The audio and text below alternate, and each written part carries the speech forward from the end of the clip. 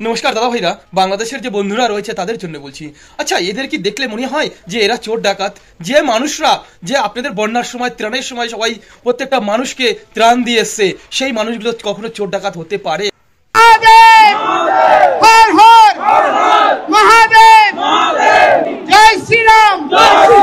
প্রচেষ্টা হচ্ছে, কোন ধরনের হীন প্রচেষ্টাকে আপনারা যদি প্রশ্রয় দান করেন, এই বাংলাদেশ সিরিয়া হবে, এই বাংলাদেশ ইরাক হবে, এই বাংলাদেশ লেবানন হবে, উপনিবেশিক শক্তির লীলাভূমি হবে।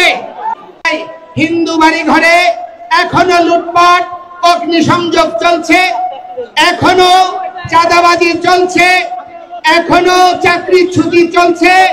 আপনার এই রংপুরে গত এক সপ্তাহের মধ্যেও চাকরিচ্যুতি হয়েছে প্রশাসনের উপস্থিতিতেই। অতিশয় দুর্ভাগ্যের বিষয়, এই অবস্থা অপরিবর্তিতভাবে চলতে আছে। তার কারণটা কি? তার কারণটা হচ্ছে এই উগ্রবাদী গোষ্ঠীর মধ্যে সঙ্গে সরকারের একটি অংশ, রাজনৈতিক একটি অংশ এবং এই উগ্রবাদী গোষ্ঠী সম্মিলিতভাবে এই বাংলাদেশ থেকে সনাতনী সংখ্যালঘু জনগোষ্ঠীকে উচ্ছেদ করার প্রচেষ্টা চালাচ্ছে। আমরা এই ভূমির ভূমিপুত্র, কোন অবস্থায় এই স্থান থেকে আমাদেরকে ছুড়ে ফেলা যাবে না। আমরা মুঘল নই, আমরা ওলন্দাজ নই, আমরা ফরাসি নই, আমরা ব্রিটিশ নই, আমরা উড়ে আসিনি। আমরা এই বঙ্গ, যিনি প্রহ্লাদ মহারাজের পৌত্র, যিনি বলি মহারাজের পুত্র, সেই বঙ্গ মহারাজ বঙ্গের নামানুসারে যেই বঙ্গভূমি, আমরা তার উত্তরাধিকার। বহু নিপীড়ন হয়েছে, বহু নির্যাতন হয়েছে, সনাতনীদেরকে বিভক্ত করে রেখা হয়েছে। হয় আওয়ামী লীগ, নয় বিএনপি, নয় জাতীয় পার্টি, বিভিন্ন দলীয় তকমায় বিভক্ত করে রাখা হয়েছে। আজকে সেই সমস্ত দালালদেরকে আমরা সাবধান করে দিতে চাই।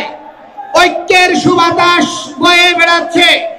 এখানে কেউ বিভক্ত করতে চাইলে সে যেই হোক, তাকে আমরা ছুঁড়ে ফেলবো। বিভক্তকারীকে আর স্থান দেব না। আপনারা স্থান দেবেন? কোন অবস্থায় আমরা বিভক্ত হব না।